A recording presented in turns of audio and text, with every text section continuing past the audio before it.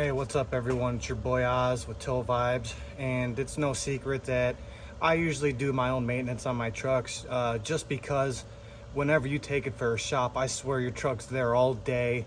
You can't even guarantee they're gonna do it right half the time. I mean, when you're changing your oil and you bring it in, they might pour the wrong oil into it or fill it too high or not enough. And I already did an oil change video on that on the Red Beast. Which is my 6.7 Cummins. This is the 2011. And today the project we're gonna tackle is gonna be changing the diesel filter. I've changed the diesel filter on this truck at least 10 times. I've owned about 5 of these 6.7 Cummins trucks all the way from 2008 to 2016. And one thing's for certain is that factory cap that does come on there is a piece of garbage. So the first thing I did was upgrade to a billet one.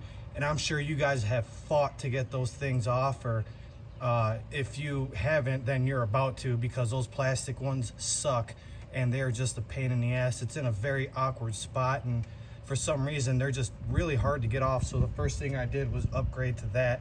Now first you're gonna need your diesel filter, which I just went to AutoZone and I got the FF818DL, which is the part number that AutoZone cross references to. There's your Wix number, and then there's your frame right there. So this is one of the upgraded filters. It's not the 2-piece. It's got a better micron filter in it, so it's just a 1-piece. So this is what the newer style ones look like with the little tab right there. And I was running the dual ones for a while until they stopped. I think they discontinued them because I haven't seen any in a while. So first things first is we're gonna go ahead and get that cap off. Now the socket that you use to get that off is going to be a 1 1/8, which I was able to get at AutoZone also. And first, before we take that off, there's a little yellow valve down there. You see it, that yellow one right down there. And you got to go ahead and spin that counterclockwise to drain some of the diesel. And the reason you do that is so when you take the cap off, it doesn't spill all over the ground. But a little trick I've learned over the years is you want to empty it, but you want to still leave a little bit in there, so that way you're not cranking the nuts off of this thing to get it started once you get it all back together and everything. So we'll go ahead and spin that to the left. And like I said, we're not going to let it drain all the way. We'll just let it drain for about a minute, and then we'll tighten it back up. So we still might get a little spillage, but nothing like if you were to not vent that and turn that counterclockwise. So, and the funny thing is, today I was actually supposed to do a full detail and wash, and I ran through 2 hoses. So I've been running into all these stupid little problems. My bucket almost killed me because I just almost tripped over it. So I can't even wash or power wash my truck because I got to get another hose. So I'm like, man, I might as well I got the truck here, so let me do the diesel filter, and then I'll go pick up another hose so that way I can use my foam cannon and get it all cleaned up and everything. So I let that drain for a little tiny bit. I let it drain for about 30 seconds. Hopefully that was enough, so that way we don't dump a lot of diesel. If I see it rushing out, I'll tighten it back up, and then I will take some more out of there. But I'm using this extendable breaker bar, which works pretty well, but you don't want to have it extended out all the way. So let's go ahead and get that on there, and let's start tightening it. I'm gonna have to extend this all the way out. There we go. Okay. So now that I got that on there, go ahead, get it to as far left as we can, and then start twisting it to the right, little by little. And it takes a little bit to do this because they put this, just like the oil filter, it's in a very awkward spot. Nope, not enough. There we go. And I'm telling you, when you're doing this with the plastic cap, I used to get my PMs done, and it took 3 mechanics to get that filter off. They actually told me they had to cut them off before. And I actually got that one. This one, it's some off-brand called, I think it's like IFJF, but it's a nice billet cap. It seals well, and I've never had any problems with it. So the best 35, 40 bucks I've ever spent. So we're just gonna go ahead, repeat the process here. until we get this off. And it's going quite well with this billet cap. Okay, so I was able to get it loose enough so now I can just spin it the rest of the way with my hand. And I don't see any diesel spilling out, so that's good. A little bit, but if you don't drain it, you're gonna get a bath all over your driveway. But only a little tiny bit came out. So what I'm gonna do is, so we don't make a huge mess there in the driveway, grab my pan.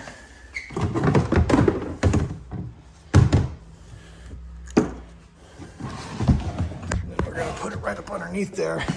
Probably should have did this at first, but usually I drain it enough to where it didn't look like I didn't long drain it enough. But so drain it for about a minute. So place that right up underneath there. Bam.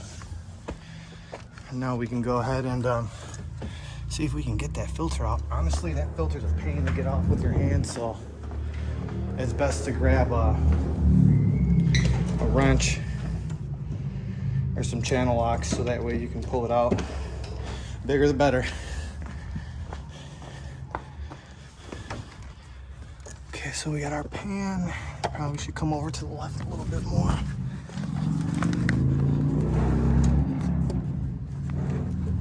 There.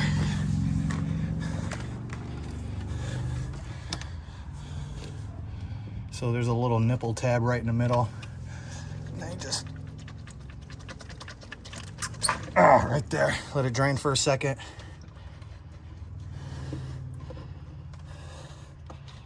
Okay, just like that. Come right out. Just throw it right there in the pan. And I just take this, open it up. And there's a gasket in there also somewhere at the bottom right there. But first we'll go ahead and shove this right back in there. See, there's a little bit of diesel in there still, so that way you won't have to crank the balls off of it to get it started. Which I hate that, dry cranking it like that for a long time. Bam, popped right in. And then we're gonna get a pick tool to pull the gasket off. Probably want one with a little angle on it, like this one.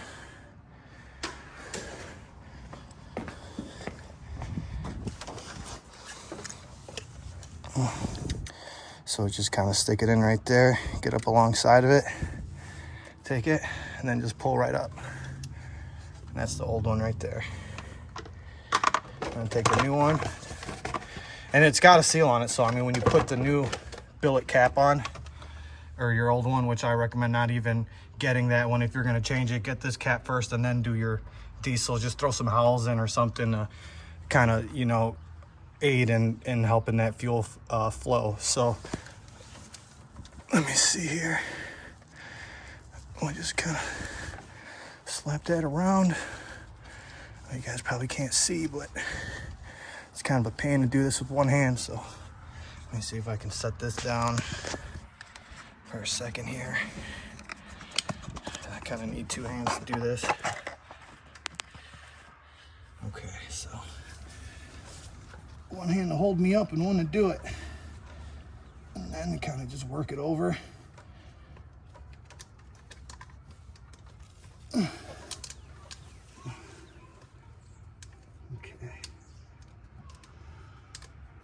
So there, she's in position. And go ahead and just kind of do a whole 360 on it just to make sure it's seated well. And it is.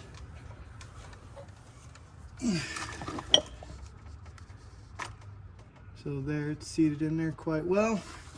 And then now we can go ahead and throw our cap back on there. And then you can just hand tighten it at first and then you're done. I mean, it used to take me forever to do this. Now I do it so fast. And don't want to over tighten it.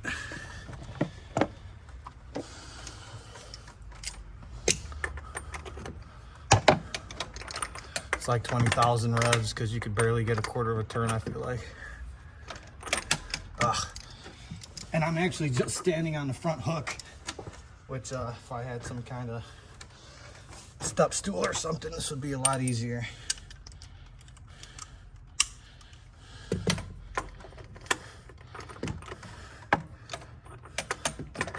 And you definitely do not want to over tighten this because then it is a nightmare to get it off.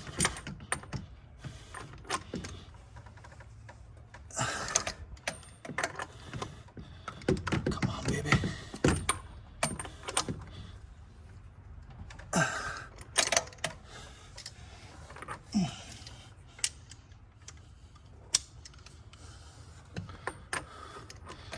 Lefty loosey, righty tighty.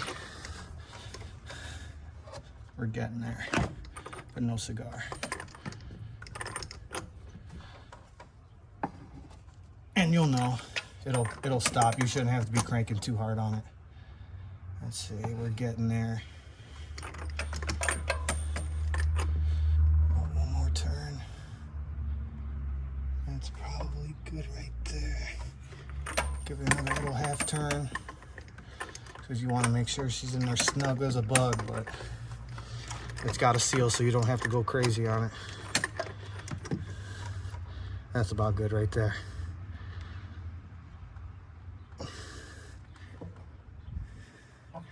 That's good. So usually I just run my fingers along the edge there to make sure there's not a gap. I think it's about got another half turn in it.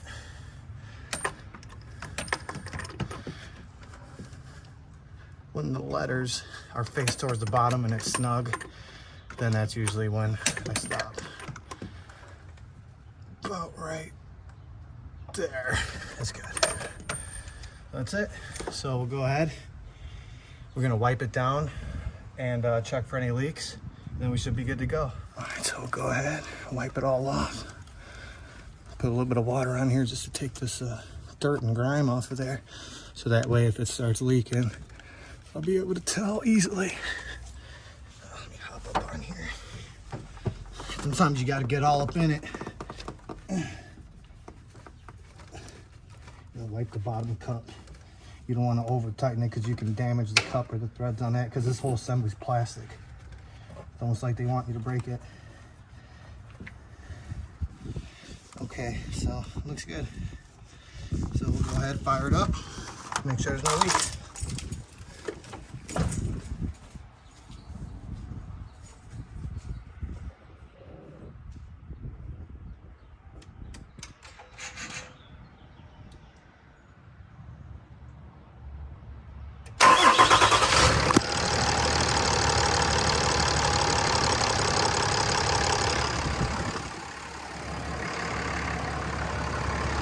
So she fired right up.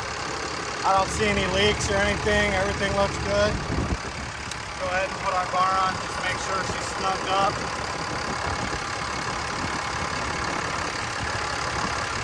Yeah, that's good. Perfect. Want it more snug than not. So, got no leaks or anything. She fired right up. So I'm gonna get back to the truck, finish my PM, check my air filter. We're gonna do a full detail and everything because it's dirty. So I hope this video helped out. As always, everyone, please like and subscribe. Oz, D.I.Y, out.